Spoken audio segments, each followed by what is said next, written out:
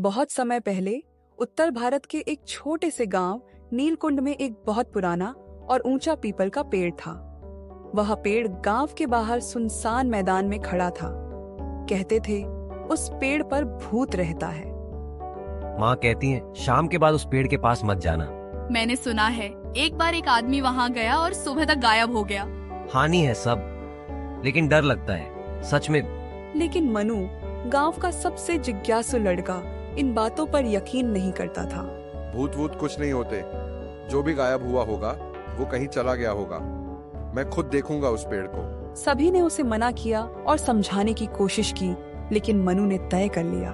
लेकिन मनु, तुम्हारी जान को खतरा हो सकता है। तुम सब चुप रहो। तुम्हें अगर नहीं आना है तो ठीक है, मैं अकेला जाऊंगा।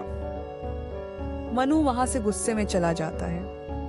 अगले दिन सभी बच्चे रोनी के घर इकट्ठा होते हैं। रिया कहती है 11 बज गए, फिर भी अभी तक मनु क्यों आया नहीं? कहीं उसे भूत ने खा तो नहीं लिया? अरे चुप ना रोनी, चलो हम चलकर उसे ढूंढते हैं। सभी बच्चे मनु को ढूंढने निकल पड़ते हैं। वह लोग चलते चलते उसे पेड़ के पास आते हैं जहां मनु रात को आया था। रोनी कहता है ये वही भूतिया पेड़ है ना?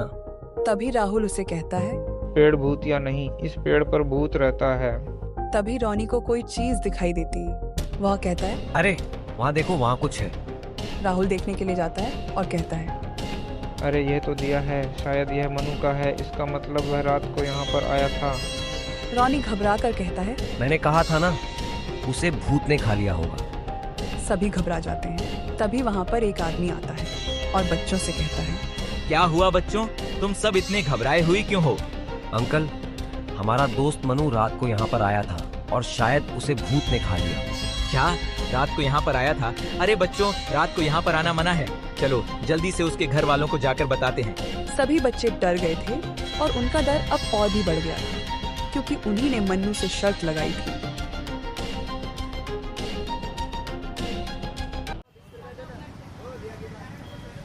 सभी बच्चे और वो आदमी गांव में पहुंच जाते हैं।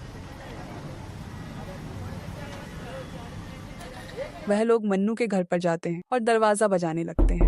मन्नू की मम्मी बाहर आओ। मनु की मम्मी, मनु की मम्मी। मनु की मम्मी। तभी मनु बाहर आता है और सब चौंक जाते हैं। क्या हुआ? तुम सब यहाँ और इतने डरे हुए क्यों हो? तभी रोनी कहता है तुम जिंदा हो? क्या मतलब? तभी अंकल कहता है ये लो, ये तो यहाँ है और हम ऐसे ही डर रहे थे। और वह वहां से चला जाता है। तभी राहुल मनु से पूछता है क्या तुम कल रात उस पेड़ के पास गए थे? मनु कहता है हाँ, लेकिन तुम्हें कैसे पता? तभी राहुल उसे पूरी बात बताता है।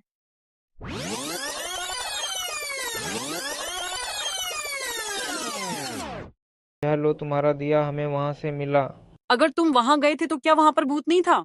नहीं, मैंने कहा था ना, भूत भूत कुछ नहीं होता। मैं वहां पर गया तो था, लेकिन वहां पर कोई नहीं था। मुझे बहुत नींद आ रही थी, इसलिए मैं घर आ गया और यह दिया वहीं पर ही रह गया। तो ठीक है, आज रात को हम भी वहाँ पर जाएंगे और देखेंगे वहाँ कोई भूत है या नहीं। क्या कहते हो दोस्तों?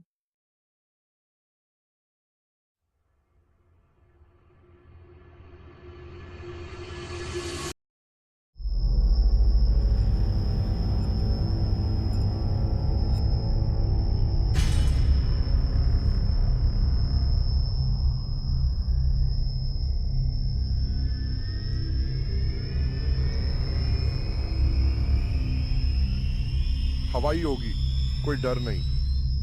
कौन है जो मेरी नींद खराब कर रहा है? मनु की टॉर्च कांपने लगी। उसके हाथ पसीने से भीग गए और सब डर गए। मैं मनु हूँ और ये मेरे दोस्त हैं। मैं सिर्फ देखने आया हूँ कि क्या सच में आप हैं।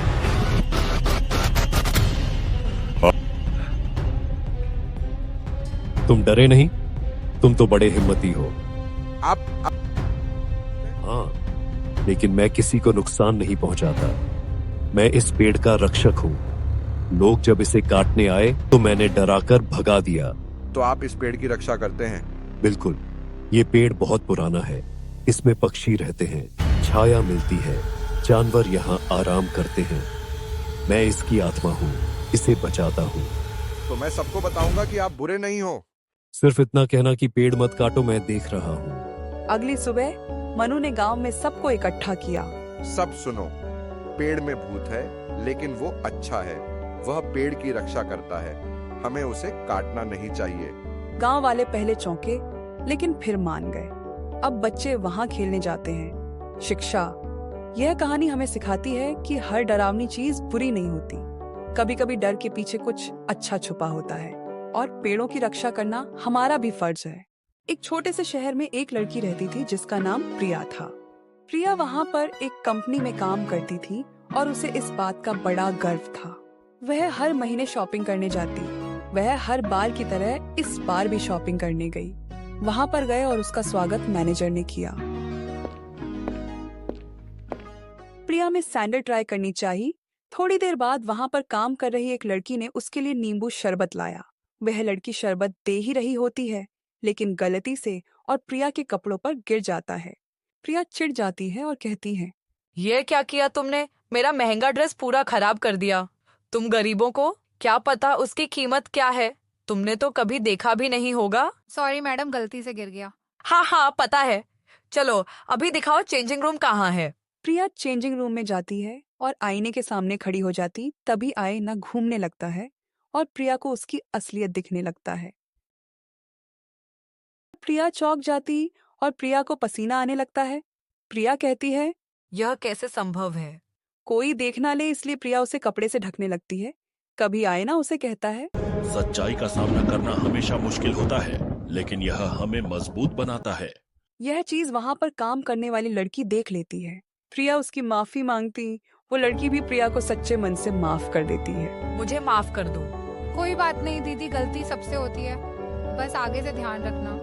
सीख, कभी किसी बात का गर्व नहीं करना चाहिए।